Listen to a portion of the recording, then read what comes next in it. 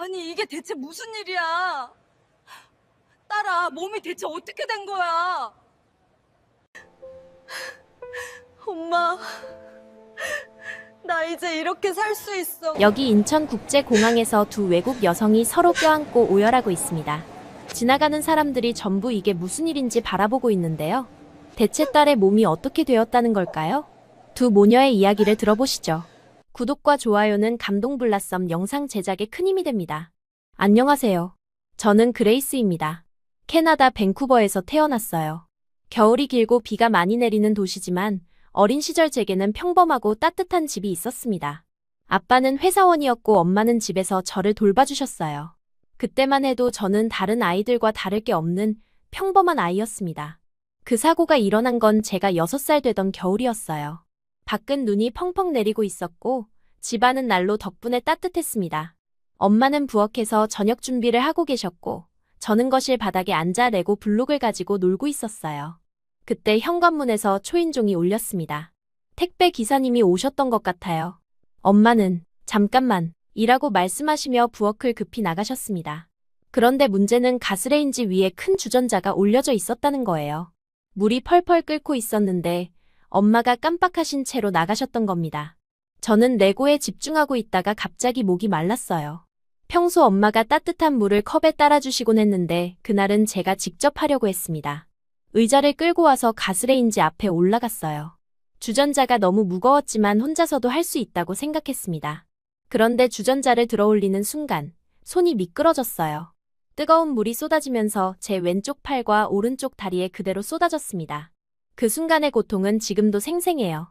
마치 불에 직접 닿은 것 같은 느낌이었습니다. 저는 비명을 지르며 바닥에 쓰러졌어요. 엄마가 현관에서 달려와 저를 보시고는 얼굴이 새하얘지셨습니다.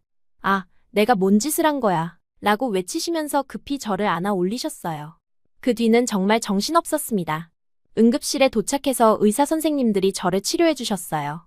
화상 부위를 차가운 물로 식히고 진통제도 주사했습니다. 하지만 이미 깊게 데인 상태라 완전히 원래대로 돌아가기는 어렵다고 하셨어요. 그때는 뭔 말인지도 몰랐습니다.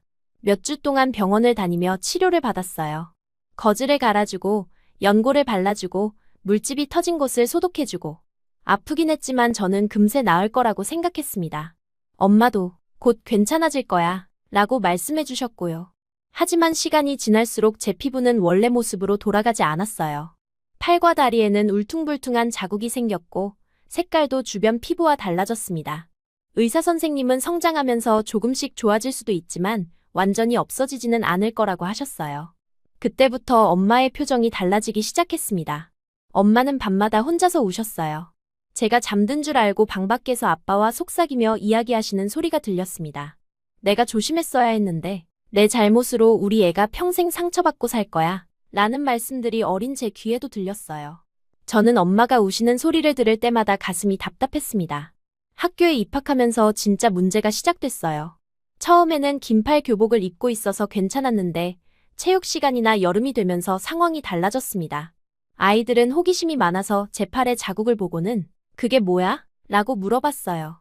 처음엔 넘어져서 다쳤어 라고 둘러댔는데 한 아이가 그게 넘어진 자국이야? 징그러. 다른 아이들은 아기는 없었지만 신기하다는 듯이 제 자국을 계속 쳐다봤습니다. 여름이 정말 힘들었어요. 다른 아이들은 모두 반팔을 입고 있는데 저만 긴팔을 고집했습니다. 선생님이 더우니까 팔 좀 거드렴 이라고 말씀하실 때마다 머리가 하얘졌어요. 점심시간에도 교실 구석에 혼자 앉아서 다른 아이들이 놀이터에서 뛰어노는 모습만 바라봤습니다. 가장 무서웠던 건 수영 수업이었어요. 2학년 때부터 학교에서 수영장에 가는 날이 있었는데 저는 그 날만 되면 아파서 못 간다고 거짓말을 했습니다. 엄마도 제 마음을 아시고는 학교에 전화해서 아이가 아파서 수영 수업은 빠지겠습니다 라고 말씀해 주셨어요. 집에서도 마찬가지였어요. 여름에 에어컨이 고장 났을 때 온 가족이 반팔과 반바지를 입고 있는데 저만 긴팔을 입고 앉아 있었습니다. 땀이 흘러서 옷이 흠뻑 젖었는데도 벗을 수가 없었어요. 아빠가 더우니까 팔 좀 걷어 라고 하시면 저는 괜찮아요 라고 말하며 선풍기 앞에만 앉아 있었습니다. 엄마는 제가 그런 모습을 보일 때마다 눈물을 글썽이셨어요. 그리고 저도 모르게 중얼거리시곤 했습니다. 내가 조심했으면 이런 일이 없었을 텐데 그런 엄마를 보면서 저는 더 슬펐어요. 제가 아픈 건 이미 어쩔 수 없는 일인데 엄마까지 괴로워하시니까요. 어린 마음에도 엄마를 위로해드리고 싶었습니다. 그래서 엄마 탓이 아니에요. 라고 말씀드렸어요. 저도 조심했어야 했는데 라고 하면서요. 엄마는 제 말을 들으시고는 더 울음을 터뜨리시곤 했습니다. 나중에 알았지만 제가 위로할수록 엄마는 더 죄책감을 느끼셨던 거예요. 커갈수록 상황은 더 나빠졌습니다. 아이들이 놀리는 방식도 더 직접적이 되었어요. 일부러 제 팔을 만지려고 하는 아이들도 있었습니다. 저는 그럴 때마다 팔을 몸에 바짝 붙이고 피했어요. 점심시간이나 쉬는 시간에는 주로 도서실에 있었습니다. 조용하고 아무도 저를 신경 쓰지 않는 곳이었으니까요. 책을 읽는 동안에는 제 모습을 잊을 수 있었어요. 특히 모험 소설이나 판타지 책을 좋아했는데 그 속 주인공이 되어서 멋진 모험을 떠나는 상상을 했습니다. 집에서도 점점 더 혼자 있는 시간이 늘어났어요. 방에 들어가서 책을 읽거나 그림을 그리거나 혼자만의 시간을 보냈습니다.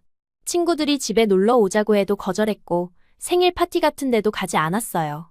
만약 수영장이 있는 파티라면 상상만 해도 끔찍했습니다.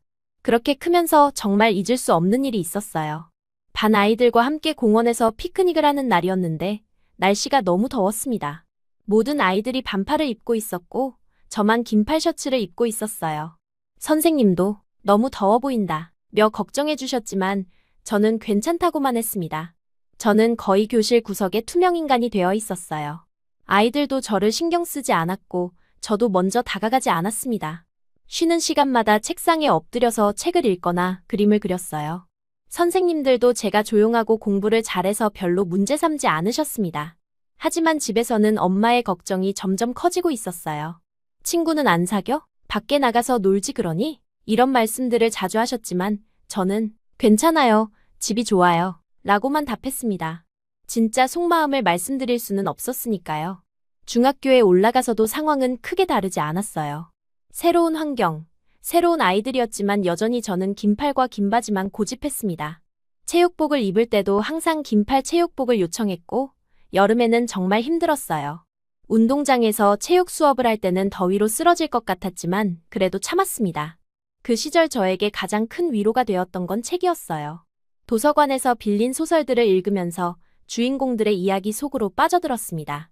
때로는 제가 그 주인공이 된 기분으로 모험을 떠나기도 했고 때로는 아름다운 사랑 이야기에 마음을 빼앗기기도 했어요. 하지만 현실로 돌아오면 여전히 저는 화상 자국을 가진 소녀였습니다. 거울을 볼 때마다 제 모습이 싫었고 왜 하필 제게 이런 일이 생겼나 하는 원망도 들었어요. 그럴 때마다 엄마의 슬픈 표정이 떠올라서 그 마음을 꾹꾹 눌러 담았습니다. 고등학교에 진학할 즈음에는 저 자신조차 이런 삶이 당연하다고 생각하게 되었어요. 친구들과 어울리지 않는 것, 여름에도 긴팔을 입는 것, 수영장이나 해수욕장 같은 곳을 피하는 것. 모든 게 자연스러워졌습니다. 제 세상은 집과 학교 그리고 도서관뿐이었어요. 엄마는 여전히 저를 걱정하셨지만 이제는 직접적으로 말씀하지 않으셨습니다. 대신 조심스럽게 제 기분을 살피시고 맛있는 음식을 해주시거나 새 책을 사다 주시는 것으로 사랑을 표현하셨어요. 저도 그런 엄마의 마음을 알고 있었기 때문에 더욱 밝은 척하려고 노력했습니다. 이렇게 저는 화상 자국과 함께 조용하고 내성적인 소녀로 자라났어요. 제 삶은 늘 긴팔과 긴 바지 속에 숨겨진 채로 다른 사람들의 시선을 피해 살아가는 것이 전부였습니다. 그때는 이런 삶이 영원히 계속될 거라고 생각했어요. 누군가 제 마음을 이해해주고 제 모습을 있는 그대로 받아줄 사람이 나타날 거라는 건 꿈에도 생각하지 못했습니다. 대학교에 입학했을 때 저는 새로운 시작에 대한 기대보다는 두려움이 더 컸어요. 밴쿠버 대학교의 넓은 캠퍼스를 처음 본 순간 이렇게 많은 사람들 사이에서 제가 눈에 띄지 않고 지낼 수 있을까 하는 걱정이 밀려왔습니다.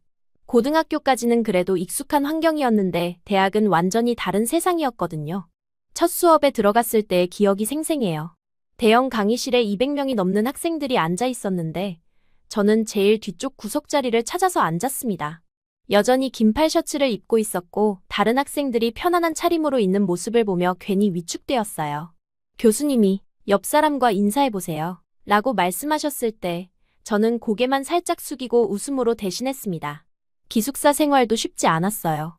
룸메이트인 사라는 정말 밝고 사교적인 친구였는데 처음 만났을 때부터 같이 친구들이랑 놀자며 적극적으로 다가와줬습니다.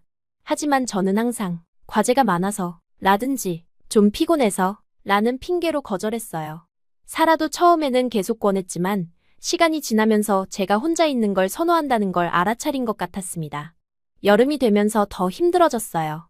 캠퍼스 곳곳에서 학생들이 반팔 티셔츠와 반바지를 입고 자유롭게 지내는 모습을 보면서 저는 더욱 제 자신이 이상하게 느껴졌습니다.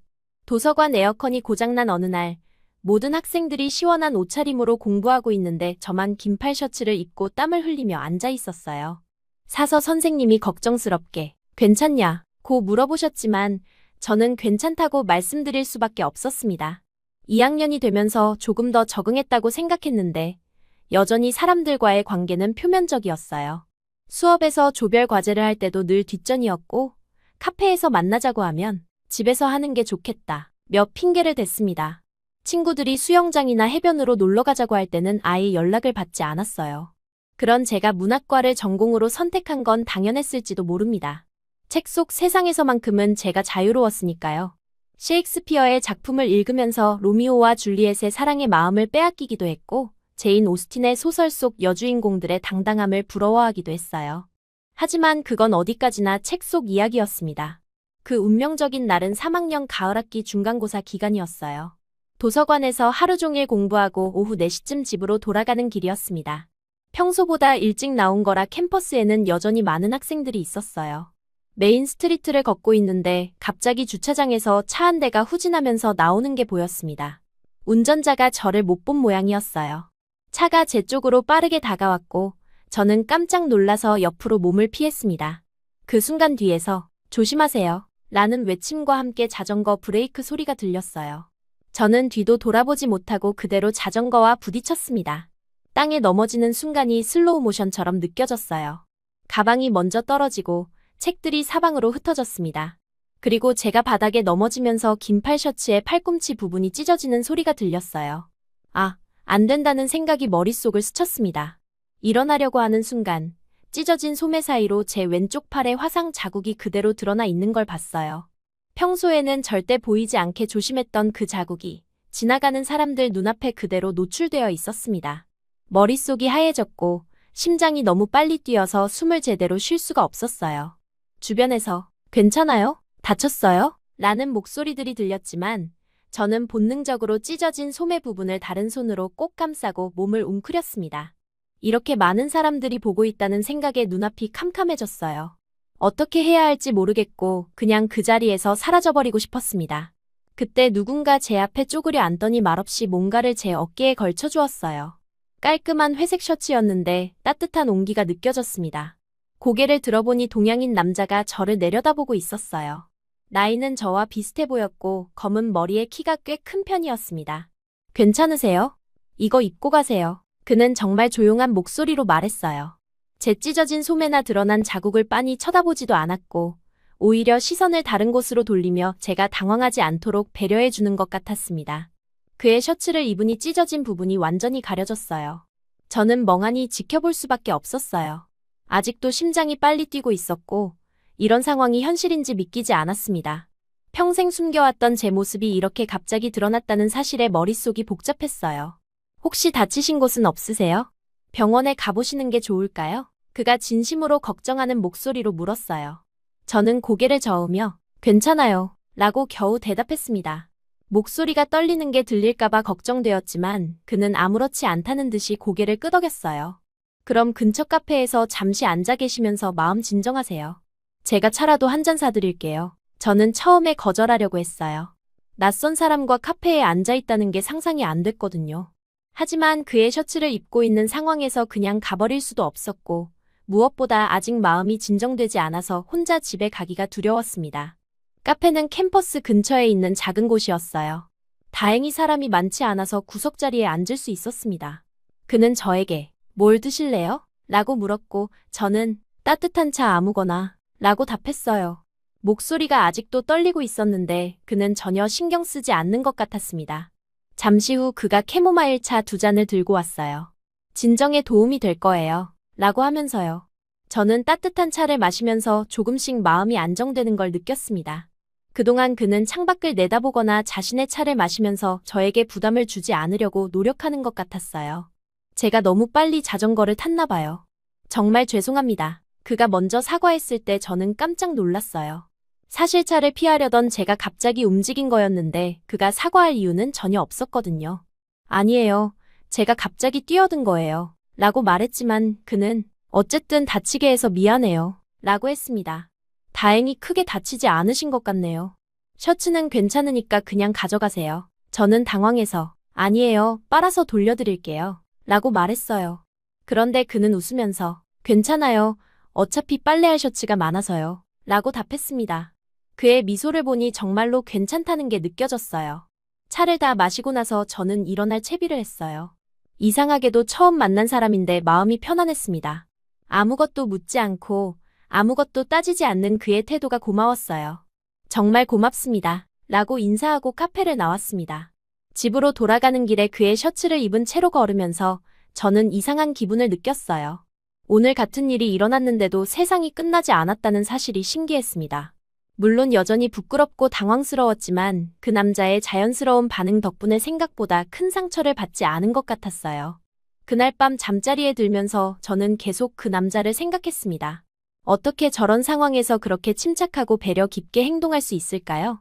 만약 다른 사람이었다면 제 자국을 보고 놀라거나 호기심 어린 질문을 했을 텐데 말이에요. 그는 정말 아무것도 묻지 않았습니다. 다음 날부터 저는 묘한 충동을 느꼈어요. 혹시 그 자리에서 그를 다시 만날 수 있을까 하는 기대감이었습니다. 평소 같으면 그런 일이 일어난 장소는 피하고 다른 길로 다녔을 텐데 이번에는 달랐어요. 매일 같은 시간에 그 길을 지나다니면서 주변을 둘러봤습니다. 사실 제 자신도 놀라웠어요. 왜 그 사람을 다시 만나고 싶은 건지 명확하지 않았거든요. 단순히 셔츠를 돌려드려야 한다는 생각 때문일 수도 있고 아니면 그런 상황에서도 당황하지 않고 저를 도와준 그의 모습이 인상 깊었던 것일 수도 있었어요. 월요일, 화요일, 수요일. 계속 그 자리를 지나다녔지만 그를 볼 수 없었습니다. 점점 포기해야겠다는 생각이 들었어요. 아마 그냥 우연히 지나가던 사람이었을 테고 다시 만날 가능성은 거의 없을 거라고 생각했습니다. 그런데 정확히 일주일 후, 목요일 오후였어요. 같은 시간, 같은 장소를 지나가고 있는데 멀리서 익숙한 자전거가 보였습니다. 회색 자전거에 검은 헬멧을 쓴 사람. 바로 그 남자였어요. 심장이 갑자기 빨리 뛰기 시작했습니다. 그도 저를 봤는지 자전거를 멈추고 헬멧을 벗었어요. 그리고 환한 미소를 지으며 손을 흔들었습니다. 저는 어떻게 반응해야 할지 몰라서 어색하게 손을 들어 인사했어요. 또 우연이네요. 그가 자전거에서 내리며 말했습니다. 목소리가 기억 속보다도 더 따뜻하게 들렸어요. 저는 떨리는 마음으로 대답했습니다. 네, 정말 우연이네요. 그 순간 저는 이게 정말 우연일까 하는 생각을 했어요. 혹시 그도 저처럼 이 자리를 지나다닌 건 아닐까요? 하지만 그런 생각을 겉으로 드러낼 용기는 없었습니다. 지난번 일은 괜찮으셨어요? 다친 곳은 없으시고요? 그가 진심으로 걱정하는 표정으로 물었어요. 저는 네, 괜찮았어요. 라고 대답하면서 동시에 그의 셔츠가 생각났습니다. 집에 가져가서 깨끗이 빨아놨는데 오늘은 가져오지 않았어요. 셔츠 정말 감사했어요. 빨아서 가져왔는데 오늘은 집에 두고 왔네요. 아, 그런 거 신경 쓰지 마세요. 진짜 괜찮아요. 그는 손을 흔들며 웃었어요. 그런 그의 모습을 보니 마음이 한결 편해졌습니다. 이렇게 자연스럽게 대화를 나누는 게 얼마나 오랜만인지 모르겠어요. 혹시 시간 있으시면 커피라도 한 잔. 지난번에 신세를 많이 졌으니까요. 제가 먼저 제안한 말에 저 자신도 놀랐습니다. 평소 같으면 절대 하지 않았을 말이었거든요. 하지만 그 순간 그런 말이 자연스럽게 나왔어요. 좋네요. 근데 제가 살게요. 지난번에도 제가 부딪혀서 일이 생긴 거니까요. 결국 우리는 함께 카페로 향했습니다. 그가 자전거를 끌고 가면서 제 옆을 걸을 때 저는 이상한 기분을 느꼈어요. 처음으로 누군가와 이렇게 자연스럽게 걸어가고 있다는 게 신기했습니다. 카페에 앉아서 커피를 주문하고 기다리는 동안 우리는 소소한 이야기를 나눴어요. 그는 경영학과 3학년이었고 한국에서 교환학생으로 온 지 1년 정도 되었다고 했습니다. 저는 문학과라고 말했고 그는 책 읽는 걸 좋아하시나 봐요. 라고 말했어요.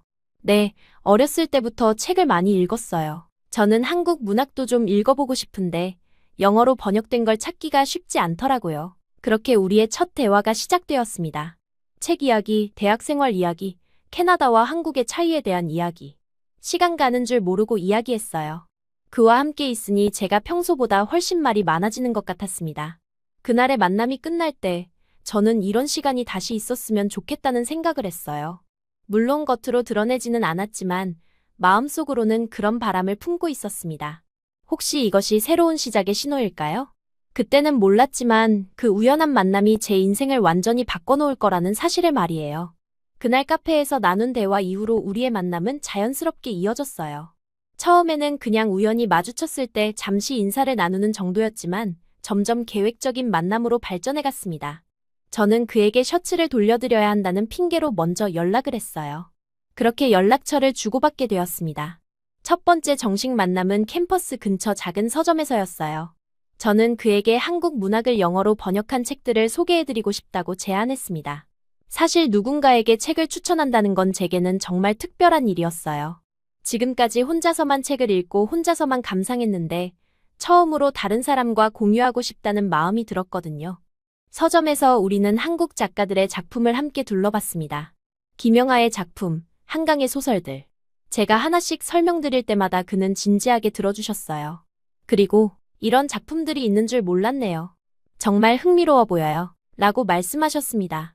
그의 진심 어린 관심이 느껴져서 기뻤어요.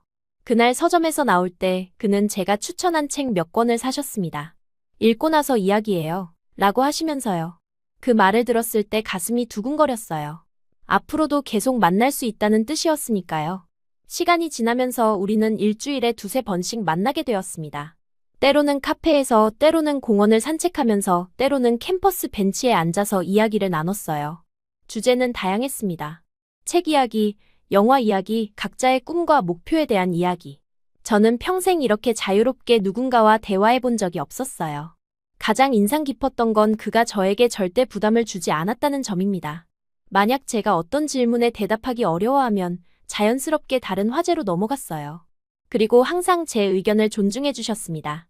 어떻게 생각하세요? 라고 물어보시고 제 대답을 진지하게 들어주셨어요. 한 달 정도 지났을 때 저는 그에 대해 더 많은 걸 알고 싶어졌어요. 그래서 용기를 내어 그의 고향이나 가족에 대해 물어봤습니다. 그는 서울에서 자랐고 부모님은 모두 직장인이라고 하셨어요. 대학에서 경영학을 전공하고 있지만 사실은 문학이나 예술에도 관심이 많다고 말씀하셨습니다. 저도 어렸을 때는 소설가가 되고 싶었어요. 하지만 현실적인 문제들 때문에 경영학을 선택했죠. 그의 말을 들으며 저는 동질감을 느꼈어요. 꿈과 현실 사이에서 고민하는 건 저도 마찬가지였거든요. 문학을 공부하고는 있지만 졸업 후에 정말 문학 관련 일을 할 수 있을지 확신이 서지 않았으니까요. 어느 날 우리는 캠퍼스 뒤편의 작은 언덕에 앉아서 이야기하고 있었어요. 해가 지고 있어서 하늘이 오렌지빛으로 물들어 있었습니다. 저는 순간 심장이 멎는 듯했어요. 드디어 이 순간이 온 거구나 싶었습니다. 사실 저도 언젠가는 제 이야기를 해야겠다고 생각하고 있었거든요. 그와 함께 있으면서 점점 편해지고 있었지만 여전히 긴 팔만 입고 다니는 제 모습을 그가 의아해할 수도 있겠다는 생각을 했었어요. 사실은 말을 시작하려는데 목이 메었어요. 평생 누구에게도 자세히 말해본 적 없는 이야기를 하려니까 어디서부터 시작해야 할지 몰랐습니다. 그는 제가 당황하는 모습을 보고 괜찮아요. 말하기 싫으시면 안 하셔도 돼요. 라고 말해주셨어요. 하지만 저는 이미 결심한 상태였습니다. 더 이상 숨기고 싶지 않았어요. 적어도 이 사람 앞에서만큼은 진짜 제 모습을 보여주고 싶었습니다. 어렸을 때 사고가 있었어요. 조금씩, 천천히 제 이야기를 들려드렸습니다. 6살 때 뜨거운 물에 데인 일, 그 뒤로 평생 남은 자국들, 학교에서 받은 놀림, 그리고 그 때문에 제가 얼마나 위축되어 살아왔는지. 말하는 동안 눈물이 났지만 그래도 끝까지 이야기했어요. 그는 제 말을 끝까지 조용히 들어주셨습니다. 중간에 끼어들거나 위로의 말을 하려고 하지도 않았어요. 그냥 진지하게 집중해서 들어주셨습니다. 제가 말을 다 마쳤을 때 잠시 침묵이 흘렀어요. 그게 뭐 어때서요? 당신은 그냥 당신이에요. 그가 말한 그 한마디는 정말 담담했어요. 동정어린 목소리도 아니고 과장된 위로도 아니었습니다. 그냥 당연한 사실을 말하는 것처럼 자연스러웠어요. 그 순간 저는 오랫동안 제 마음을 짓누르고 있던 무거운 짐이 조금 가벼워지는 걸 느꼈습니다. 정말 그렇게 생각하세요? 제가 떨리는 목소리로 물었을 때 그는 고개를 끄덕였어요. 당연하죠. 그런 일을 겪으셨는데도 이렇게 따뜻하고 똑똑한 사람이 되셨잖아요. 오히려 존경스러워요. 그의 말을 들으며 저는 정말 많이 울었어요. 기쁜 눈물이었습니다. 평생 저를 정의해왔던 게 화상 자국이었는데 처음으로 그게 제 전부가 아니라고 말해주는 사람을 만난 거예요. 그날 이후로 우리 관계는 더욱 깊어졌습니다. 저는 그 앞에서 조금 더 자연스러워질 수 있었어요. 여전히 긴 팔을 입고 다녔지만 적어도 그의 시선을 피하려고 하지는 않았습니다. 그리고 가끔은 소매를 팔꿈치까지 올려도 괜찮다는 생각이 들었어요. 어느 토요일 그가 자신의 원룸에 초대해 주셨어요. 집에서 한국 음식을 해드릴게요. 라고 하시면서요. 저는 처음에 망설였습니다. 다른 사람의 집에 가본 적이 거의 없었거든요. 하지만 그와 함께라면 괜찮을 것 같다는 생각이 들어서 허락했어요. 그의 집은 작지만 깔끔하게 정리되어 있었습니다. 책들이 빼곡히 꽂힌 책장과 깨끗하게 정돈된 책상이 인상적이었어요. 그는 정말로 김치찌개를 끓여주셨는데 맛이 정말 좋았습니다. 요리를 잘 아시네요. 어머니가 가르쳐 주셨어요. 혼자 살려면 요리는 필수라고 하시면서요. 그렇게 식사를 하면서 더 편안한 분위기에서 이야기를 나눴습니다. 그때 그가 조심스럽게 물어보셨어요. 혹시 치료는 받아보셨어요? 요즘 의학기술이 많이 발달해서. 저는 고개를 저었어요. 어렸을 때 의사가 완전히 없어지기는 어렵다고 했던 기억이 있었고 그 이후로는 시도해볼 생각을 하지 않았거든요. 무엇보다 그런 치료를 받는다는 것 자체가 부담스러웠어요. 한번 상담이라도 받아보시는 게 어떨까요? 치료가 목적이 아니라 그냥 현재 상태가 어떤지 알아보는 차원에서요. 그의 제안은 부드러웠어요. 강요하는 느낌이 전혀 없었고 그냥 하나의 선택지를 제시해주는 것 같았습니다. 그때부터였어요. 저는 처음으로 그의 앞에서 긴 팔을 벗어봤어요. 그의 집에서 더운 여름날 에어컨이 고장 났을 때였습니다. 그가 너무 더우시면 편하게 하세요. 라고 말해주셔서 저는 떨리는 마음으로 소매를 걷어올렸어요. 제 팔에 자국을 본 그는 별다른 반응을 보이지 않았습니다. 그냥 평소처럼 대화를 이어갔어요. 오히려 제가 더 당황했을 정도였습니다. 그렇게 자연스러울 수가 있나 싶었거든요. 생각보다 괜찮네요? 제가 조심스럽게 말했을 때 그는 웃으며 답해주셨어요. 제가 뭐라고 했던가요?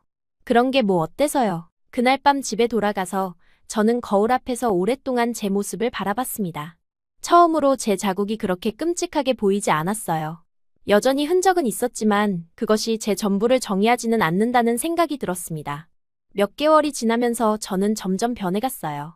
그와 함께 있을 때는 긴 팔을 입되 소매를 걷어올리는 일이 자연스러워졌고 집에서는 아예 반팔을 입고 지내기도 했습니다. 물론 밖에서는 여전히 조심스러웠지만 그래도 예전보다는 훨씬 자유로워진 기분이었어요. 그와 함께 보낸 시간들은 제게 새로운 세상을 보여주었습니다.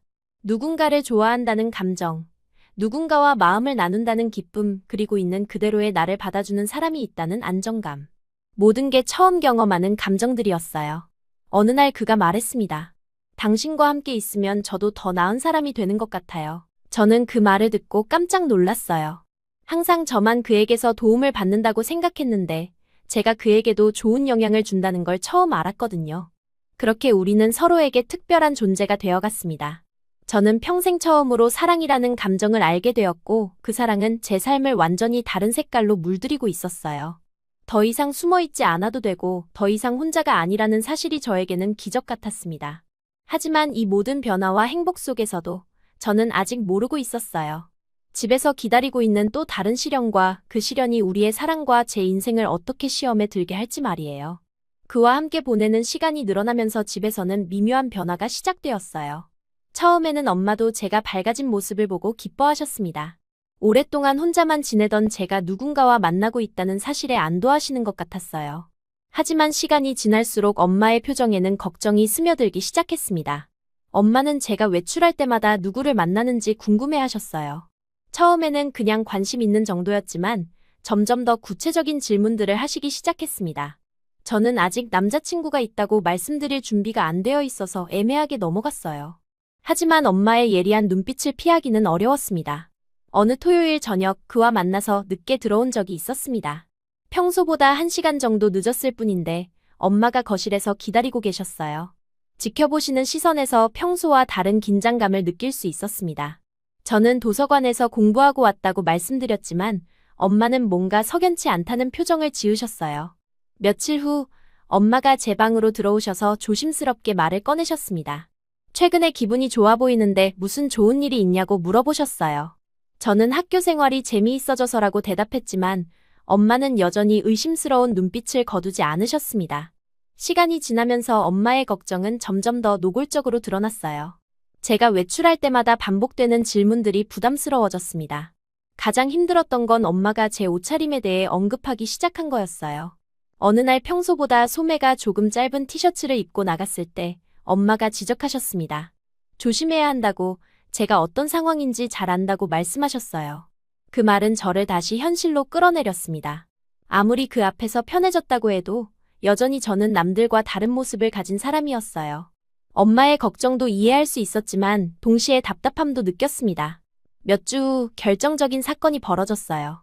그와 함께 공원을 산책하던 중에 갑자기 비가 내리기 시작했습니다. 우산이 없어서 급하게 근처 카페로 뛰어갔는데 그 과정에서 제 옷이 젖어버렸어요. 카페에서 옷을 말리려고 소매를 걷어 올렸는데 그 순간을 지나가던 동네 아주머니가 보신 거였습니다. 다음 날 엄마가 저를 부르셨어요. 아주머니가 제 팔에 있는 자국을 봤다고 말씀하시더라고요. 저는 머리가 하얘졌습니다. 아주머니는 우리 동네에서 소문을 가장 빨리 퍼뜨리는 분이었거든요. 분명히 동네 사람들이 다 알게 될 거였어요.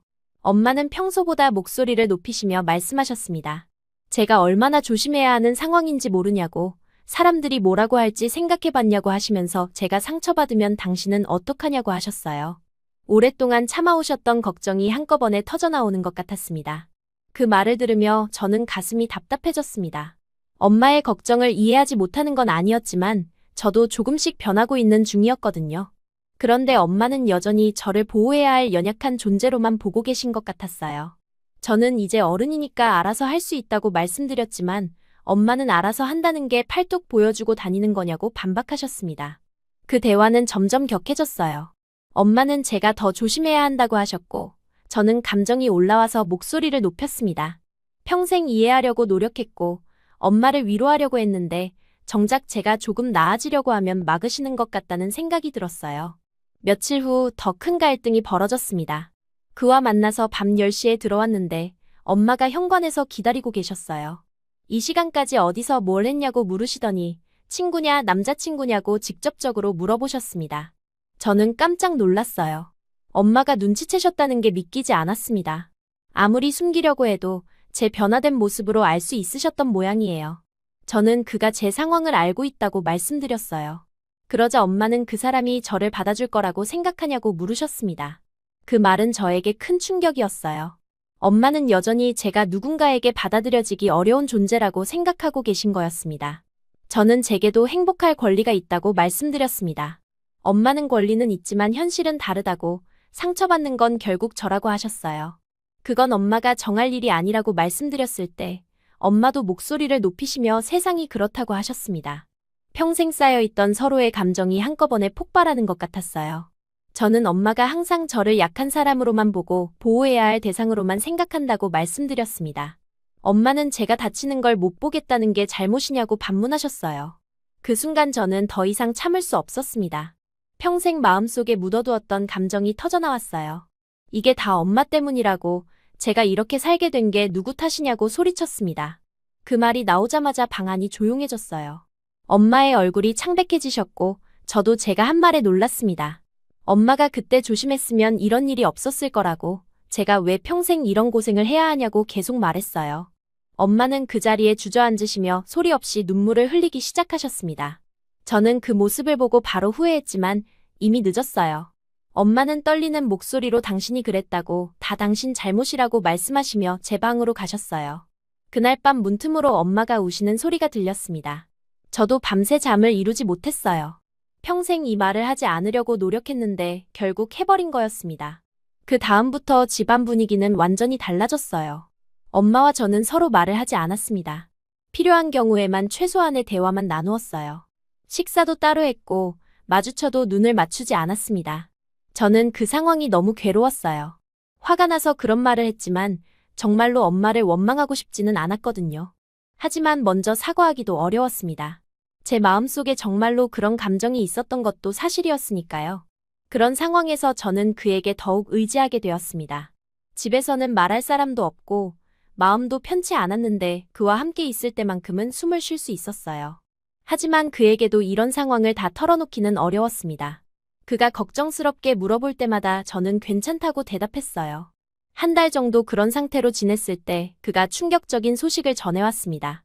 교환학생 기간이 끝나서 한국으로 돌아가야 한다는 것이었어요. 다음 달 말이라고 했습니다. 그 말을 들었을 때 머릿속이 하얘졌어요. 그와 함께 보낸 시간이 벌써 1년이나 되었다는 것도 놀라웠지만 이제 헤어져야 한다는 사실이 더 충격적이었습니다. 한국에 가서도 연락은 할 수 있다고 했지만 그는 뭔가 더 하고 싶은 말이 있는 것 같았어요. 며칠 후 그가 조심스럽게 제안했습니다. 혹시 같이 가는 건 어떻겠냐고 한국으로 함께 가자고 말했어요. 저는 그 말에 크게 놀랐습니다. 전혀 예상하지 못했던 제안이었거든요. 갑작스럽게 이런 말을 해서 미안하지만 정말 진심이라고 저 없는 삶은 상상할 수 없다고 말하는 그의 진지한 표정을 보며 저는 마음이 흔들렸어요. 캐나다에서 상처받은 채로 사는 것보다 그와 함께 새로운 곳에서 시작하는 게 나을 수도 있겠다는 생각이 들었습니다. 하지만 동시에 엄마 생각이 났어요. 지금은 서로 말도 안 하는 상황이지만 저를 두고 멀리 떠난다는 건 다른 문제였습니다. 며칠 동안 저는 정말 많은 고민을 했어요. 집에서는 여전히 엄마와 냉랭한 관계가 지속되고 있었습니다. 서로 눈도 마주치지 않고 같은 공간에 있어도 말 한마디 나누지 않았어요. 그런 상황에서 한국으로 떠나는 것이 도피는 아닐까 하는 생각도 들었지만 동시에 새로운 시작의 기회일 수도 있겠다는 생각도 들었습니다. 결국 저는 결정했어요. 그와 함께 한국으로 가겠다고 말했습니다. 캐나다에서 평생 화상 자국을 숨기며 살기보다는 차라리 새로운 환경에서 새로운 삶을 시작하고 싶었어요. 그가 저와 함께 하겠다고 했으니 용기를 낼 수 있을 것 같았습니다. 짐을 꾸리면서도 마음이 무거웠습니다. 엄마께 한국에 간다고 말씀드려야 했는데 어떻게 시작해야 할지 모르겠었어요. 한 달 넘게 제대로 된 대화를 나누지 않았는데 갑자기 이런 중요한 이야기를 꺼내기가 어려웠습니다. 어느 날 저녁, 저는 용기를 내어 엄마 방문을 두드렸습니다. 엄마는 놀란 표정으로 문을 열어주셨어요. 한국에 간다고 말씀드렸을 때 엄마는 잠시 아무 말씀도 하지 않으셨습니다. 그러더니 조용히 물어보셨어요. 그 남자와 함께 가는 거냐고요? 저는 고개를 끄덕였어요. 엄마는 한참 동안 저를 바라보시더니 말리지 않겠다고 하셨습니다. 제가 행복하다면 당신은 그걸로 됐다고 작게 한마디만 하셨어요. 그 말씀을 들으며 저는 눈물이 났습니다. 여전히 서로 상처를 주고받은 상태였지만 엄마는 결국 제 선택을 존중해 주시는 거였어요. 출발 전날 밤, 저는 엄마께 편지를 썼습니다. 그동안 못했던 말들, 미안하다는 말, 고맙다는 말들을 적었어요. 한국에서 잘 지내겠다고 건강하게 지내시라고 적었습니다. 그리고 언젠가는 꼭 다시 만나 뵙겠다고 약속드렸어요. 공항으로 떠나는 아침, 엄마는 현관에서 저를 배웅해 주셨습니다. 서로 말은 많이 하지 않았지만 엄마의 눈에는 눈물이 고여 있었어요. 저도 마찬가지였습니다. 이렇게 서먹한 관계로 헤어지는 게 가슴 아팠지만 지금은 어쩔 수 없는 상황이었어요. 그와 함께 공항으로 향하면서 저는 새로운 시작에 대한 기대와 불안을 동시에 느꼈습니다. 캐나다에서의 모든 상처와 아픔을 뒤로하고 한국에서 정말 새로운 삶을 시작할 수 있을까요? 그리고 언젠가는 엄마와도 화해할 수 있을까요? 비행기에 오르면서 저는 그런 생각들로 가슴이 가득했어요. 인천공항에 내렸을 때 가장 먼저 느낀 건 한국의 습도였어요. 캐나다와는 완전히 다른 무더위가 제 몸을 감쌌습니다. 공항에서 나오자마자 땀이 줄줄 흘렀는데 저는 여전히 긴팔 셔츠와 긴 바지를 입고 있었어요. 그를 따라 지하철을 타고 그의 집으로 향하면서 저는 이 낯선 땅에서 정말 새로운 시작을 할 수 있을지 두려웠습니다. 그의 집은 서울 한복판의 작은 원룸이었어요. 캐나다에 있을 때보다 훨씬 좁았지만 깔끔하게 정리되어 있었습니다. 처음 며칠은 시차 적응도 힘들었고 한국어를 전혀 못하는 상황에서 모든 것이 낯설었어요. 그는 제가 적응할 수 있도록 세심하게 도와주었지만 저는 점점 위축되어 갔습니다. 가장 큰 문제는 날씨였어요. 7월 중순의 서울은 정말 찜통 같았습니다. 낮 기온이 35도를 웃돌았는데 저는 여전히 긴팔을 고집하고 있었어요. 집안에서도 에어컨을 틀어놨지만 밖에 나가는 순간 숨이 막힐 것 같았습니다. 그래도 제 자국을 보여줄 수는 없었어요. 첫 주에 그와 함께 근처 시장에 장을 보러 갔을 때 일이었습니다. 과일 가게에서 복숭아를 고르고 있는데 아주머니가 저를 보더니 걱정스러운 표정을 지으셨어요. 왜 이렇게 더운 날에 긴팔을 입고 다니냐며 팔을 걷어주려고 손을 뻗으셨습니다. 그 순간 제 심장이 멎는 듯했어요. 저는 본능적으로 뒤로 물러났고 그 모습을 본 그가 재빨리 제 앞으로 나와 아주머니께 괜찮다고 말씀드렸습니다. 하지만 아주머니는 계속 걱정하시며 열사병에 걸릴 수 있다고 젊은 아가씨가 왜 그러냐고 하셨어요. 저는 그 자리에서 도망치고 싶었습니다. 집으로 돌아오는 길에 그가 조심스럽게 말했어요. 한국에는 세계 최고 수준의 피부 치료 기술이 있다고 이제 반팔 반바지 입고 살아보자고 제안했습니다. 저는 그 말을 듣고 마음이 흔들렸어요. 캐나다에서는 치료비 때문에 엄두도 내지 못했던 일이었거든요. 며칠 후 그는 정말로 피부과 예약을 잡아주었습니다. 강남에 있는 큰 병원이었는데 가는 길에 저는 계속 떨렸어요. 만약 의사가 치료가 어렵다고 하면 어떡하지? 그런 걱정들이 머릿속을 맴돌았습니다. 병원에 도착해서 진료실에 들어갔을 때 의사 선생님은 정말 차분하고 전문적인 분이셨어요. 제 상태를 자세히 살펴보시더니 담담하게 말씀하셨습니다. 충분히 개선할 수 있다고, 완전히 없어지지는 않겠지만 지금보다 훨씬 자연스러워질 거라고 하셨어요. 그 말을 들은 순간 저는 주저앉아 울음을 터뜨렸습니다. 20년 넘게 품고 살았던 꿈이 현실이 될 수 있다는 희망이 생긴 거예요. 그는 제 옆에서 조용히 손을 잡아주며 괜찮다고 위로해 주었습니다. 하지만 현실적인 문제가 있었어요. 치료비가 만만치 않았습니다. 레이저 치료와 각종 관리 비용을 합치면 몇 천만 원이 들어간다고 했어요. 저희에게는 너무나 큰 돈이었습니다. 그는 괜찮다며 함께 돈을 모아보자고 했지만 저는 미안한 마음이 컸어요. 그 다음 날부터 저희는 본격적으로 일자리를 찾기 시작했습니다. 그는 한국어 과외를 시작했고 저는 영어를 가르치는 일을 하게 되었어요. 외국인 등록증을 만들고 비자 문제를 해결하는 것도 쉽지 않았지만 그가 모든 걸 도와주었습니다. 처음 몇 달은 정말 힘들었어요. 아침 일찍 일어나서 과외를 하고 오후에는 다른 아르바이트를 했습니다. 저는 카페에서 일했는데 긴팔을 입고 더운 주방에서 일하는 게 정말 고역이었어요. 하루 종일 땀에 흠뻑 젖어서 집에 돌아오곤 했습니다. 그래도 매일 밤 그와 함께 앉아서 오늘 번 돈을 계산하고 치료비 목표까지 얼마나 모았는지 확인하는 시간이 행복했어요. 조금씩이지만 통장에 돈이 쌓여가는 걸 보면서 희망을 느꼈습니다. 이렇게 함께 목표를 향해 노력한다는 것 자체가 저에게는 새로운 경험이었어요. 6개월 정도 지났을 때 드디어 치료를 시작할 수 있을 만큼 돈이 모였습니다.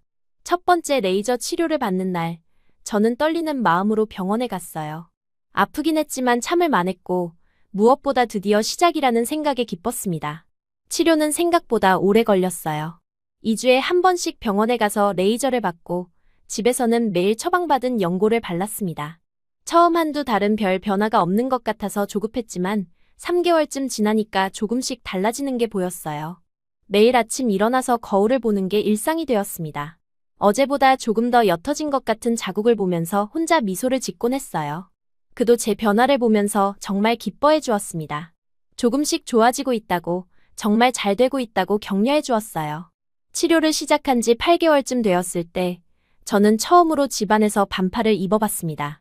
거울 앞에 서서 제 팔을 바라보니 예전과는 확실히 달랐어요. 완전히 없어지지는 않았지만 이제는 자세히 보지 않으면 잘 모를 정도였습니다. 그날 그가 집에 들어왔을 때 제 모습을 보고 깜짝 놀랐어요.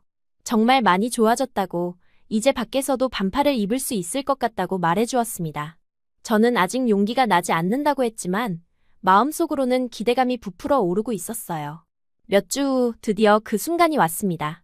정말 더운 여름날, 에어컨이 고장난 지하철을 타야 하는 상황이었어요. 저는 평소처럼 긴팔을 입고 나왔는데 지하철 안이 찜통이었습니다. 숨이 막힐 것 같았어요. 그때 그가 조용히 말했습니다. 이제는 괜찮을 거라고, 용기를 내보라고 했어요. 저는 떨리는 손으로 소매를 걷어 올렸습니다. 처음에는 조금만 걷었다가 점점 더 올려서 팔꿈치까지 드러냈어요. 지하철 안 사람들은 아무도 저를 신경 쓰지 않았습니다.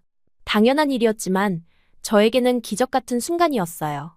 20년 넘게 숨겨왔던 제 팔을 이렇게 자연스럽게 드러낼 수 있다는 게 믿기지 않았습니다. 그날 이후로 저는 조금씩 더 자유로워졌어요. 집 근처 편의점에 갈 때는 반팔을 입기도 하고 카페에서 일할 때도 소매를 걷고 일할 수 있었습니다. 물론 아직도 조심스러웠지만 예전처럼 절대적인 공포는 아니었어요.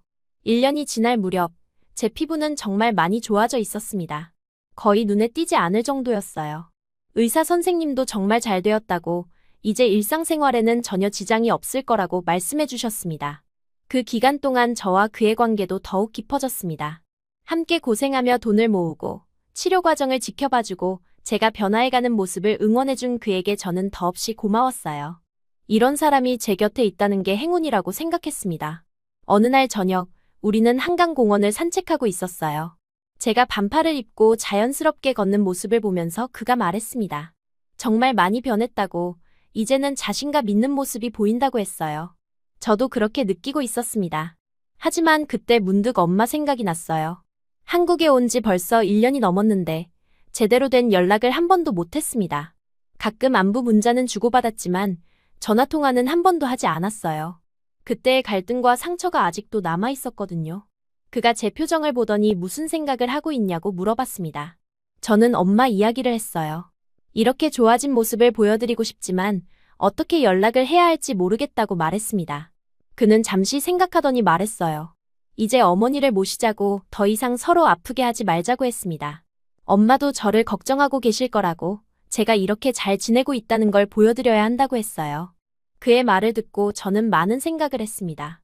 정말로 엄마와 화해할 때가 된 것 같았어요. 더 이상 과거의 상처에 매여 있을 필요가 없었습니다.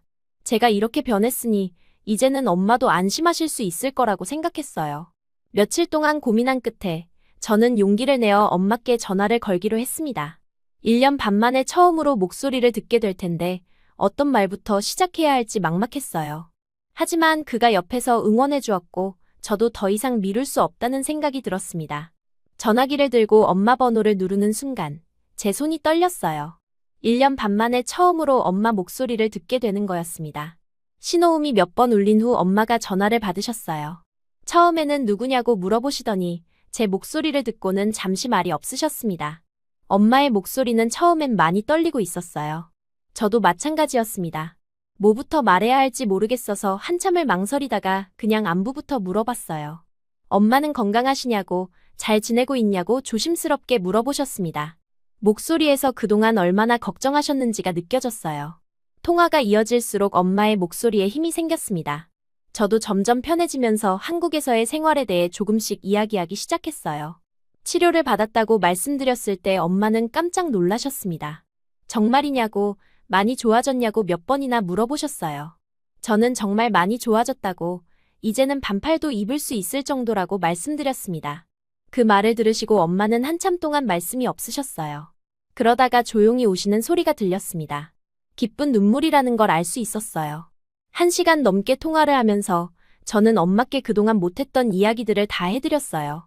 한국에서 어떻게 지내고 있는지, 치료는 어떻게 받았는지, 그리고 저를 도와준 사람이 있다는 것도 말씀드렸습니다. 엄마는 그 사람에게 고맙다고, 꼭 인사드리고 싶다고 하셨어요. 통화 마지막에 저는 용기를 내어 말씀드렸습니다. 한국에 오시면 안 되겠냐고, 제가 어떻게 변했는지 직접 보여드리고 싶다고 했어요. 엄마는 잠시 망설이시더니 다음 주에 가겠다고 약속해 주셨습니다. 그 말을 들었을 때 제 눈에도 눈물이 고였어요. 전화를 끊고 나서 저는 그에게 모든 이야기를 했습니다. 엄마가 한국에 오신다고, 정말 기쁘다고 말했어요. 그도 저와 함께 기뻐해 주었고 어머니를 잘 모시자고 말해 주었습니다. 그때 저는 이상한 생각이 들었어요.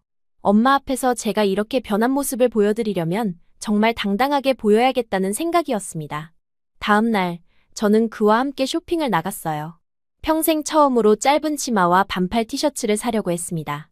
백화점 옷가게에서 여러 가지를 둘러보는데 모든 게 낯설었어요. 지금까지 긴팔과 긴 바지만 입고 살았는데 갑자기 이런 옷들을 고르려니 어떤 게 좋은지 모르겠더라고요. 그가 제 옆에서 조언해 주었습니다. 어떤 색이 잘 어울리는지, 어떤 스타일이 좋을지 함께 골라주었어요. 저는 파스텔 톤의 분홍색 티셔츠와 무릎 길이 치마를 골랐습니다. 탈의실에서 갈아입어보는 순간 거울 속 제 모습이 정말 낯설었어요. 이게 정말 저인가 싶었습니다. 팔과 다리가 그대로 드러나 있는데 자국은 거의 보이지 않았어요. 20년 넘게 숨겨왔던 제 몸이 이렇게 자연스럽게 보일 수 있다니 믿기지 않았습니다. 거울 앞에서 한참 동안 제 모습을 바라봤어요. 그 순간 저는 정말 충동적으로 말했습니다. 옷을 갈아입다 말고 그에게 프로포즈를 한 거예요. 저와 결혼해달라고, 평생 함께 살고 싶다고 말했습니다. 탈의실 안에서 갑자기 그런 말을 하니까 저도 당황스러웠지만 정말 진심이었어요. 그는 옷을 갈아입다 말고 프로포즈한 여자는 처음이라며 웃었습니다. 하지만 그의 대답은 진지했어요. 저와 함께 미래를 만들어가고 싶다고, 결혼하자고 말해주었습니다. 탈의실에서 서로 껴안으며 울었던 그 순간을 평생 잊을 수 없을 것 같아요. 쇼핑을 마치고 집에 돌아와서 저희는 엄마를 맞이할 준비를 했습니다. 집안을 깨끗이 청소하고 엄마가 주무실 공간도 마련했어요. 저는 계속 떨렸습니다. 엄마가 저를 보시고 어떤 반응을 하실지, 정말 좋아하실지 걱정되었어요. 엄마가 오시는 날, 저는 새로 산 치마와 반팔을 입고 인천공항에 나갔습니다. 그도 함께 갔어요. 출입문 앞에서 기다리면서 저는 가슴이 터질 것 같았습니다. 1년 반 만에 엄마를 보는 거였고, 이렇게 변한 제 모습을 보여드리는 첫 순간이었거든요. 멀리서 엄마가 나오시는 게 보였어요. 처음에는 저를 못 알아보시는 것 같았습니다. 주변을 두리번거리시면서 찾고 계셨어요. 저는 손을 크게 흔들며 엄마를 불렀습니다. 그때 엄마가 저를 보시더니 잠시 멈춰 서셨어요. 엄마의 표정이 점점 변하는 게 보였습니다. 믿기지 않는다는 표정에서 점점 확신으로 바뀌더니 마침내 눈물을 터뜨리며 저에게 달려오셨어요. 저도 엄마를 향해 뛰어갔습니다. 공항에서 서로 껴안고 우는 저희를 보며 지나가는 사람들이 쳐다봤지만 전혀 신경 쓰이지 않았어요. 엄마는 계속 물어보셨습니다. 이게 어떻게 된 일이냐고, 정말 제가 맞냐고 하시면서 제 팔과 다리를 보셨어요. 자국이 거의 없어진 걸 보시고는 더욱 놀라셨습니다. 저는 엄마께 모든 이야기를 해드렸어요. 치료 과정과 그가 어떻게 도와주었는지, 그리고 한국에서의 지난 시간들을 말씀드렸습니다. 그를 소개해드릴 때 엄마는 정말 고맙다고, 딸을 이렇게 잘 돌봐줘서 고맙다고 몇 번이나 말씀하셨어요. 그도 정중하게 인사드리며 앞으로도 잘 부탁드린다고 말씀드렸습니다. 공항에서 집으로 오는 길 내내 엄마는 제 손을 놓지 않으셨어요. 집에 도착해서 저희는 밤늦게까지 이야기를 나눴습니다. 엄마는 그동안 얼마나 후회하며 사셨는지, 저에게 미안했는지를 계속 말씀하셨어요. 저도 그때 너무 심한 말을 했다고, 정말 미안했다고 사과드렸습니다. 오랜 시간 쌓였던 오해와 상처들이 그날 밤 모두 풀렸어요. 다음 날 그는 저와 엄마에게 찜질방에 다녀오라고 제안했습니다. 모녀가 함께 시간을 보내는 것도 좋을 것 같다고 말해주었어요. 저는 처음에는 망설였습니다. 엄마와 함께 목욕탕에 가본 적이 없었거든요. 어렸을 때부터 제 몸을 보여드리는 걸 피해왔었는데 갑자기 그렇게 하기가 어색했어요. 하지만 엄마가 가자고 하시니까 저도 용기를 냈습니다. 이제는 숨길 이유가 없잖아요. 찜질방에 가서 처음으로 엄마 앞에서 제 몸을 가리지 않았어요. 엄마는 제 팔과 다리를 보시면서 정말 많이 좋아졌다고, 믿을 수 없다고 계속 말씀하셨습니다. 따뜻한 물에 함께 앉아서 엄마와 대화를 나누는 시간이 정말 소중했어요. 엄마는 제 손을 잡으시며 이제 됐다고, 이제 정말 괜찮다고 말씀하셨습니다. 더 이상 걱정하지 않아도 되겠다고, 제가 이렇게 행복해 보이니 당신도 마음이 편하다고 하셨어요. 찜질방에서 나와서 그를 만났을 때 엄마가 그에게 말씀하셨습니다.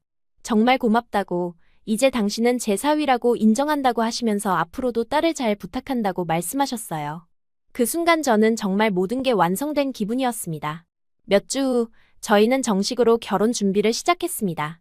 엄마도 한국에 더 머무르시면서 저희 결혼 준비를 도와주셨어요. 드레스를 고르러 갈 때도 함께 가셨는데 제가 웨딩드레스를 입은 모습을 보시고는 또 우셨습니다. 이런 날이 올 줄 몰랐다고, 정말 행복하다고 하시면서요. 결혼식은 작고 따뜻하게 치렀습니다. 그의 가족들도 한국에서 만났는데 모두 저를 따뜻하게 맞아주셨어요. 특별히 제 과거나 흉터에 대해 묻는 사람도 없었고 그냥 자연스럽게 가족으로 받아주셨습니다. 웨딩드레스를 입고 그와 함께 서 있을 때 저는 정말 꿈 같은 기분이었어요. 결혼 후에는 더욱 자신감 있게 살게 되었습니다. 일상생활에서 옷을 고르는 것도 자유로워졌고 사람들과 만나는 것도 부담스럽지 않았어요. 그와 함께 여행도 다니고 해변에도 가고 예전에는 상상도 못했던 일들을 하며 살았습니다. 1년 후에는 아기도 생겼어요. 임신했다는 소식을 들었을 때 저는 정말 기뻤습니다. 제가 엄마가 된다니 믿기지 않았어요. 임신 기간 동안 엄마가 계속 한국에 머무르시면서 저를 돌봐주셨습니다. 산부인과에 갈 때마다 함께 가주시고 태교도 함께 해주셨어요. 아이가 태어났을 때 저는 정말 많은 생각을 했습니다. 이 아이에게는 제가 겪었던 고통을 물려주고 싶지 않았어요. 건강하고 자신감 있게 키우고 싶다고 생각했습니다. 그리고 무엇보다 아이에게 사랑받는다는 느낌을 충분히 주고 싶었어요. 엄마도 손자를 보시면서 정말 행복해 하셨습니다. 제가 아이를 돌보는 모습을 보시며 정말 좋은 엄마가 될 거라고, 자랑스럽다고 말씀해 주셨어요. 그동안의 모든 아픔과 걱정이 이 작은 생명 앞에서 모두 의미가 있었다는 생각이 들었습니다. 지금 저는 정말 행복합니다. 매일 아침 일어나서 거울을 볼 때마다 예전에 그 두려웠던 시간들이 꿈같이 느껴져요. 반팔을 입고 아이를 안고 공원을 산책하고 다른 엄마들과 자연스럽게 대화를 나누고 그런 평범한 일상이 저에게는 기적 같은 선물입니다. 때때로 과거를 돌이켜보면 정말 많은 일들이 있었다는 생각이 들어요. 어린 시절의 사고, 긴 방황의 시간, 엄마와의 갈등, 그리고 한국에서의 치료와 회복. 모든 것이 저를 지금의 제가 되게 만든 소중한 경험들이었습니다. 그와 함께 보낸 시간들, 서로를 이해하고 사랑하게 된 과정들도 제 인생에서 가장 소중한 부분입니다. 그가 아니었다면 저는 여전히 긴팔과 긴 바지 속에 숨어서 살고 있을지도 모르거든요. 그의 사랑과 격려가 저를 완전히 새로운 사람으로 만들어 주었어요. 엄마와의 관계도 예전과는 완전히 달라졌습니다. 이제는 서로를 이해하고 존중하는 관계가 되었어요. 엄마도 제가 독립적인 어른이라는 걸 인정해 주시고 저도 엄마의 걱정과 사랑을 이해할 수 있게 되었습니다. 손자를 함께 키우면서 저희는 더욱 가까워졌어요. 한국이라는 나라도 저에게는 정말 특별한 의미가 있습니다. 이곳에서 저는 새로운 삶을 찾았고 진정한 치유를 경험했어요. 의료 기술뿐만 아니라 사람들의 따뜻함도 저를 회복시켜 주었습니다. 지금은 이곳이 제 진짜 고향 같이 느껴져요. 제 이야기를 돌이켜보면 절망적이라고 생각했던 상황에서도 희망은 있다는 걸 깨달아요. 중요한 건 포기하지 않는 것, 그리고 나를 진정으로 이해해주는 사람을 만나는 것이었습니다. 사랑의 힘이 정말 크다는 것도 몸소 체험했어요. 아이가 돌이 지나면서 저는 새로운 관심사가 생겼어요. 육아를 하면서 자연스럽게 피부 케어에 대해 더 깊이 알고 싶어졌습니다. 아이의 연약한 피부를 돌보다 보니 제가 경험했던 치료 과정들이 다시 떠올랐어요. 그때까지만 해도 단순히 개인적인 호기심 정도였는데 점점 더 체계적으로 배우고 싶다는 생각이 들었습니다. 남편과 상의한 후 저는 에스테틱 학원에 등록했어요. 주 3회 수업이었는데 엄마가 아이를 봐주셔서 가능한 일이었습니다. 처음 수업을 들어갈 때는 정말 떨렸어요.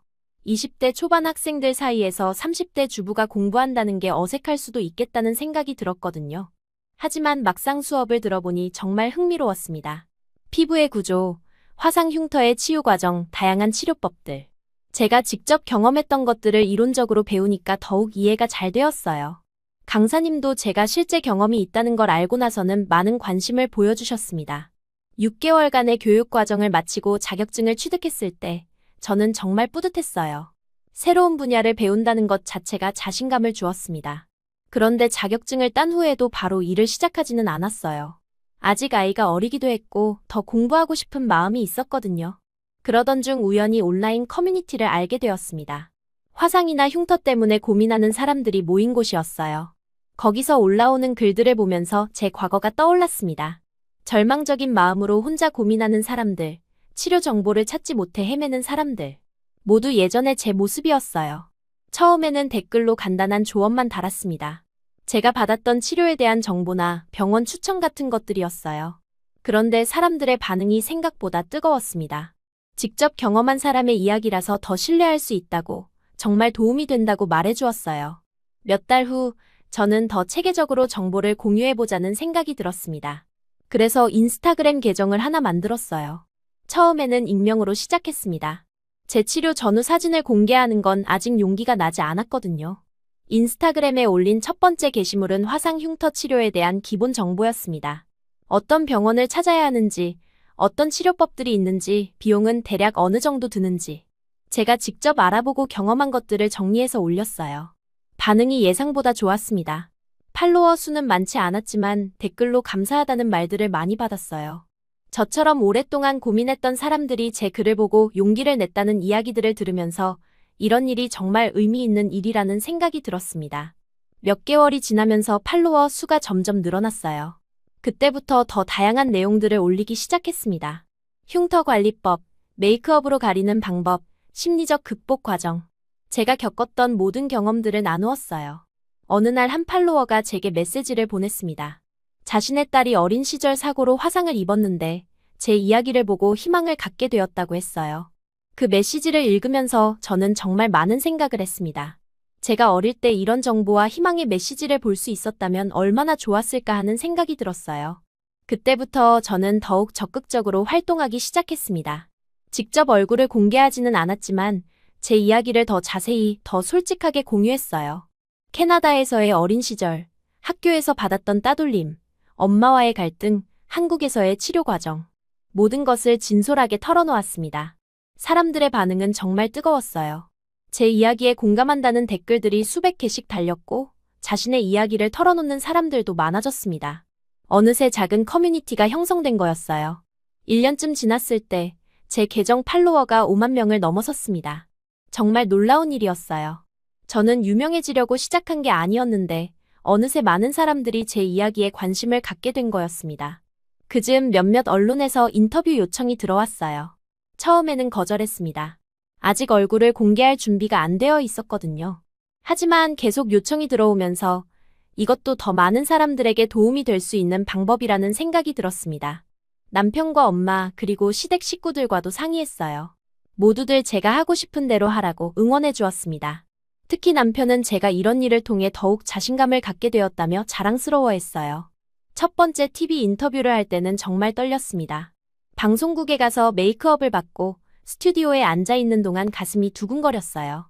하지만 막상 인터뷰가 시작되니까 자연스러워졌습니다. 제가 겪었던 이야기들, 치료 과정 그리고 지금 하고 있는 일에 대해 솔직하게 말씀드렸어요. 방송이 나간 후 반응이 폭발적이었습니다. 인스타그램 팔로워가 하루 만에 2만 명이 늘었고 메시지도 수백 개가 왔어요. 대부분 응원과 감사의 메시지들이었습니다. 저와 비슷한 경험을 한 사람들이 용기를 얻었다는 이야기들을 읽으면서 정말 이 일을 잘했다는 생각이 들었어요. 그 후로 몇 번 더 방송에 출연했고 잡지 인터뷰도 했습니다. 어느새 저는 화상 흉터 극복 사례로 알려지게 되었어요. 처음에는 낯설었지만 점점 익숙해졌습니다. 무엇보다 제 이야기가 다른 사람들에게 도움이 된다는 게 가장 기뻤어요. 인기가 높아지면서 여러 제안들도 들어왔습니다. 화장품 브랜드에서 광고 모델을 해달라는 제안도 있었고 책을 써달라는 제안도 있었어요. 저는 신중하게 선택했습니다. 정말 의미 있고 도움이 되는 일들만 하고 싶었거든요. 결국 제가 선택한 건 에스테틱 센터를 차리는 것이었어요. 제가 배운 기술과 경험을 바탕으로 흉터나 상처로 고민하는 사람들을 직접 도와주고 싶었습니다. 규모는 크지 않았지만 정성스럽게 관리해드릴 수 있는 작은 공간을 마련했어요. 센터를 열고 나서 가장 기뻤던 순간은 첫 번째 고객을 만났을 때였습니다. 저와 비슷한 나이의 여성분이었는데 어린 시절 사고로 팔에 흉터가 있으셨어요. 상담을 하면서 그분의 이야기를 들어보니 정말 제 이야기와 비슷했습니다. 그분께 제 경험담을 들려드리고 앞으로 어떤 과정을 거치게 될지 설명해드렸어요. 처음에는 반신반의하셨지만 몇 달 후 변화를 보시고는 정말 기뻐하셨습니다. 그때 그분 표정을 잊을 수 없어요. 지금은 센터 운영과 함께 온라인 활동도 계속하고 있습니다. 인스타그램 팔로워는 15만 명을 넘어섰고 유튜브 채널도 시작했어요. 매주 새로운 정보나 제 일상을 공유하면서 같은 고민을 가진 사람들과 소통하고 있습니다. 가끔 제 과거를 돌이켜보면 정말 많은 변화가 있었다는 생각이 들어요. 20년 넘게 숨어서 살았던 제가 이렇게 많은 사람들 앞에 서게 될 줄 누가 알았을까요? 무엇보다 제 경험이 다른 사람들에게 도움이 되고 있다는 게 가장 뿌듯합니다. 아이도 이제 4살이 되었는데 엄마가 하는 일을 조금씩 이해하기 시작했어요. 어려운 사람들을 도와주는 일이라고 설명해주면 자랑스러워합니다. 이 아이가 커서도 다른 사람을 돕는 마음을 가졌으면 좋겠어요. 최근에는 책도 출간했습니다. 제 인생 이야기와 함께 화상 흉터 극복에 대한 실용적인 정보들을 담았어요. 출간 소식을 SNS에 올렸을 때 정말 많은 분들이 축하해 주셨고 책을 읽고 감동했다는 메시지들도 많이 받았습니다. 이제 제 일상은 정말 바뀌었어요. 센터에서 고객들을 만나고 집에 와서는 아이를 돌보고 저녁에는 SNS 업데이트를 하고 바쁘지만 충실한 하루하루를 보내고 있습니다. 무엇보다 제가 하는 일에 의미가 있다고 느끼니까 매일이 즐거워요. 남편도 제 변화를 정말 기뻐해 줍니다. 예전에는 소극적이고 내성적이었던 제가 이렇게 적극적으로 활동하는 모습을 보면서 자랑스러워한다고 말해줘요. 엄마도 마찬가지입니다. 손자 육아로 바쁘시면서도 제 일을 응원해 주시고 도와주세요. 앞으로의 계획도 있습니다. 센터를 조금 더 확장해서 더 많은 사람들을 도울 수 있는 공간을 만들고 싶어요. 그리고 해외에 있는 한국인들을 위한 온라인 상담 서비스도 시작하려고 합니다. 제가 캐나다에서 자랐던 경험이 도움이 될 것 같아요. 가끔 과거에 저에게 편지를 쓴다면 뭐라고 할까 생각해 봅니다. 지금은 절망적으로 느껴질 수도 있지만 분명히 좋아질 거라고, 그리고 그 경험이 나중에는 다른 사람들을 도울 수 있는 소중한 자산이 될 거라고 말해주고 싶어요. 제 인생에서 화상 흉터는 더 이상 숨겨야 할 부끄러운 것이 아닙니다. 오히려 저를 더 강하게 만들어주고 다른 사람들을 이해할 수 있게 해준 소중한 경험이에요. 그리고 지금 제가 하고 있는 모든 일의 시작점이기도 하고요. 매일 저에게 메시지를 보내주시는 분들, 센터에 오시는 고객분들, 그리고 SNS에서 응원해주시는 모든 분들 덕분에 저는 더욱 힘이 납니다. 앞으로도 계속해서 제 경험과 지식을 나누면서 같은 고민을 가진 분들에게 희망을 드리고 싶어요. 그것이 지금 제가 할 수 있는 가장 의미 있는 일이라고 생각합니다.